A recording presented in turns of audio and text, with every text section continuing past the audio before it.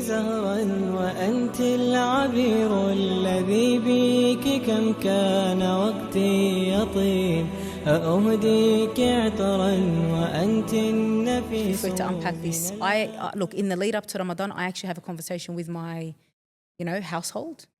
I've got girls, I've got a husband. We have that conversation. I say, look, we all need to, cooperate. It's a team effort. I am fasting in the same way you're fasting. I love that. Yeah. We can all, especially when it comes to iftar and getting out the door if we are to go to Taraweeh. If you want us to all get out on time and make it to Salah, because last year, subhanAllah, we're actually going to Taraweeh a lot earlier than we would normally go because we wanted to, just dedicate some time of and not rush. Not be rushed, and find a nice quiet space, be comfortable in our parking, just plan ahead. So if you want that to happen as a household, if Ramadan for you, I'm talking the murabbis of the house, right? The heads of the house, be it the mother or the father, whoever it is. If you want to implement and adopt a state of an established routine where we are all doing the same thing, then it requires team effort. You cannot expect the female, for example, of the household to be able to pack up the entire iftar table on her own and get the kids ready. Having cooked it and set it in the beginning. And also get ready and get everyone out on time. It's exhausting. So it's, okay, how about I pack the table, for example, and you get ready and let's go to Taraweeh on time. And that creates a sense of rahmah, right? This is what we call rahmah between, the household and... Look, and I don't have boys, but for mothers of boys, you have a huge responsibility also. I have three. Yeah, I have three. To establish this as a... It's true. You've got to get them to actually see it without being told about it. So I think that's a good point, coming together as a family and saying, look, this is a load we all have to share so that we're all able to make the most of Ramadan. It's not fair that I'm, stuck carrying the majority of the workload and then I miss out on my ibadah. In fact, Allahu alam, if the men actually step in and assist their wives and their daughters in preparing these meals and packing up, they share in that reward in facilitating her ibadah as well. 100%. So I think this is where the benefit comes in, and I think the masajid in the area would appreciate your tip about not getting out in a rush state, planning, giving yourself some time to find parking. Nothing makes you more disheartened than seeing, bad character and bad akhlaq around the parking areas of the masajid as we're entering or leaving the mosques, people pushing in front of each other. This really is going against the very spirit of what Ramadan is supposed to be. Absolutely. To be parking somewhere, you shouldn't park, or to have a fight with someone about a parking spot, you may as well not go to Taraweeh, to be honest. I mean, if you're not working on perfecting your character as a very basic goal for Ramadan, then how are you coming out of this month any better than when you started? But just rewinding to this also takes us back to what we are laying out on the iftar table.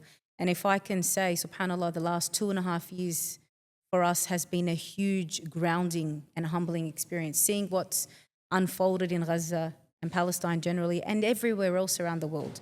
Right now for us, it is a very humble iftar table. And that makes a difference in that secondary bit, right? In the packing up and the getting prepared for Taraweeh and so forth. When we humble ourselves in what we present on our iftar table, it makes the ibadah a lot easier. We're not actually dipping ourselves into food comas, unable to perform the very, acts of worship that only come in Ramadan, Taraweeh and so forth. So also rethinking, what are we putting on our iftar table? For us now, it is a main meal, a salad, maybe a soup as well, if there is ability for that. And that is it. And alhamdulillah. And if you have a sweet tooth before or after, there are no desserts and so forth. It is literally a date with almond, peanut butter on top, and alhamdulillah. Yeah. Right? It's true. If you think about what our mothers and sisters in Gaza are preparing for suhoor and iftar, what our mothers in Sudan are preparing for iftar, it really does humbles you, and it makes you think to yourself, no, we have plenty. Alhamdulillah, we are not in a position where we have food insecurity, and so we shouldn't feel pressure to lay a spread on the table that's literally going to be to our detriment in a couple of hours' time when we've got to stand for hours, in Salah and Taraweeh. And I think it's, I picked this up from Dr. Moody Danawi, where he said, I shouldn't have to know what you had That's for right. iftar. That should be something that is between you and your household. So if you've loaded up on food and you're dragging yourself to salah, you're not only going to feel uncomfortable, chances are you're going to make other people around you correct. feel uncomfortable. So everything is pointing to the fact that we need to go back to the sunnah.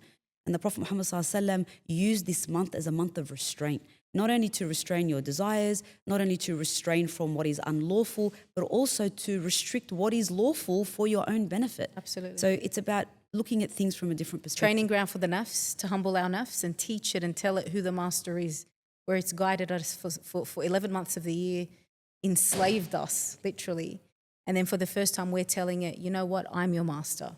I'm going to tell you, even though this is halal and I can eat it, no, we are going to abstain from it and restrict ourselves. So when we take that outside of Ramadan, it should be easier because there are no restrictions on when and how you can eat. But, you know, for those who sort of say, I can't, it's just too hard. I'm talking outside of Ramadan.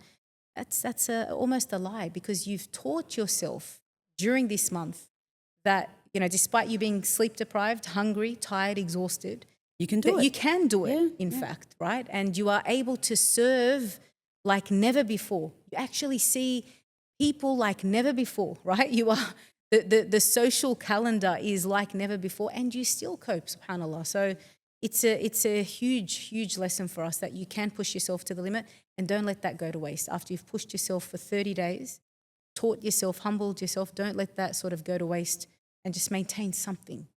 I think that's a good point. If you can already have the goal in the month to leave with one thing that's going to benefit you outside of the month of Ramadan, you know, of course you can think of more than one, but just particularly for busy mums who are caring for young children and juggling a million hijabs at the same time. And I think it's important that we just focus on one thing, whether it's particularly tied to ibadah, that we can continue to carry on after the month is finished. Absolutely. أهديك زهرا وأنت العبير الذي بك كم كان وقتي يطيب أهديك